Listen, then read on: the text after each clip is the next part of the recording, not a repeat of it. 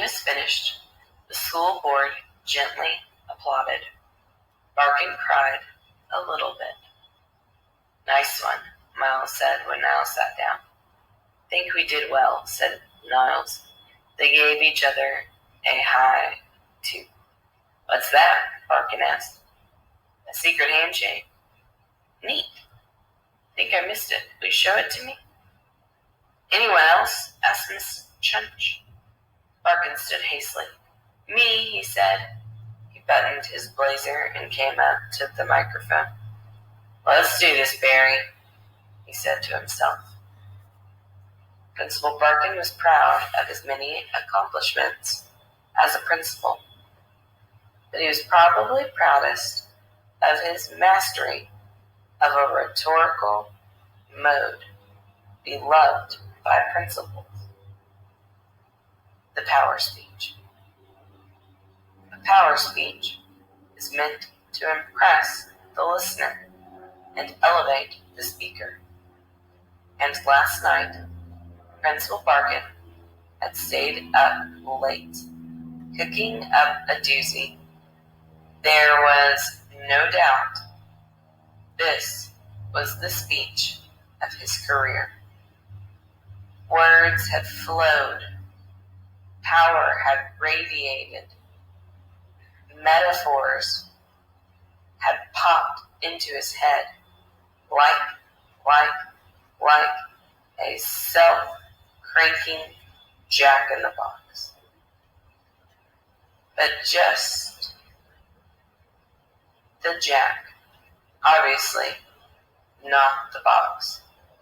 The jack was the metaphor.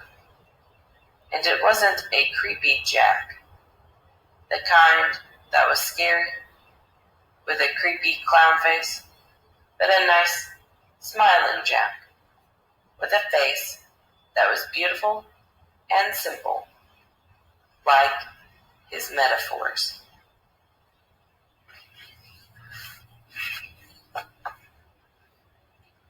Distinguished school board members, I am Principal Barkin, the principal in question. The speakers squealed. "There's no need to shout," said Miss Chunch. "You have a microphone." She was hard to hear. Barkin had blown out the sound system. "Gus!" shouted Mr. Sykes. The back doors opened, but instead of a smiling Gus, there stood a frowning former Principal Barkin.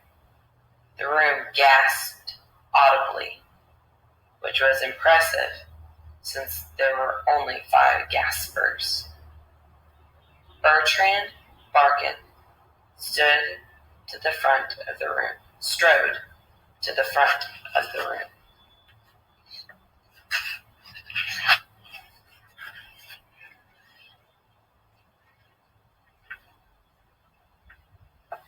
"Sit down, Barry," he said.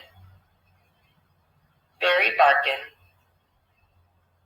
backed up and took a seat in the front row. Former Principal Barkin adjusted some knobs on an AV card and tapped the microphone.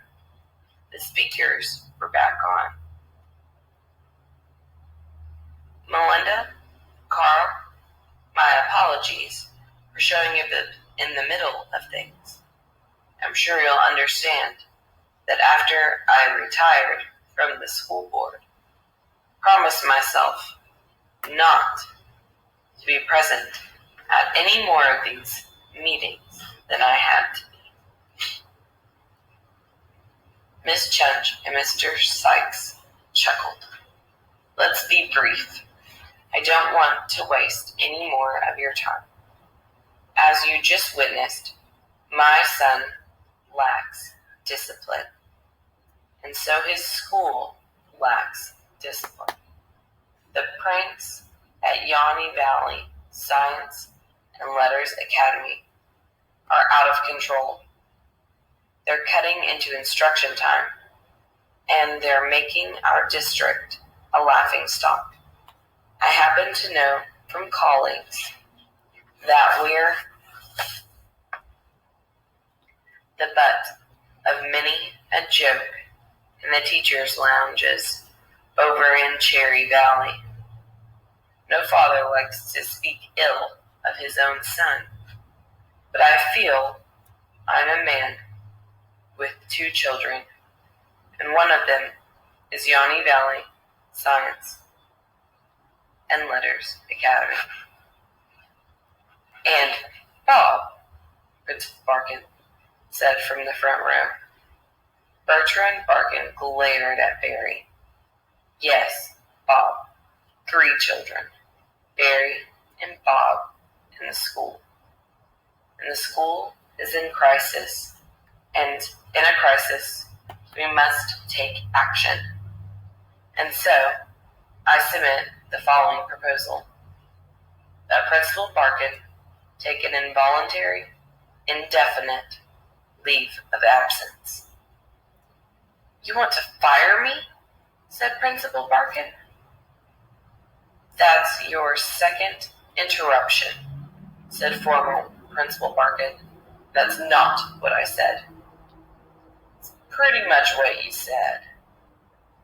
It's not what he said, said Mr. Sykes, looking at his notes. He said, an involuntary, indefinite leave of absence. Now just a minute, Bertrand, said Miss Chunch. Who would replace him? A powerful principal who can put an end to all of this nonsense. Former Principal Barkin leaned into the microphone. Me. What? Said Principal Barkin. Order, said Miss Chunch.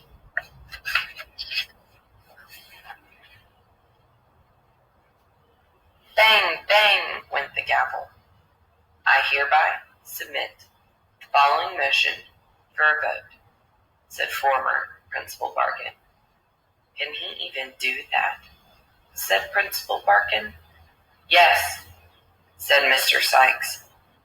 That, effective immediately, Principal Barkin take an involuntary, indefinite leave of absence, and that I, Bertrand Barkin, take over in his stead.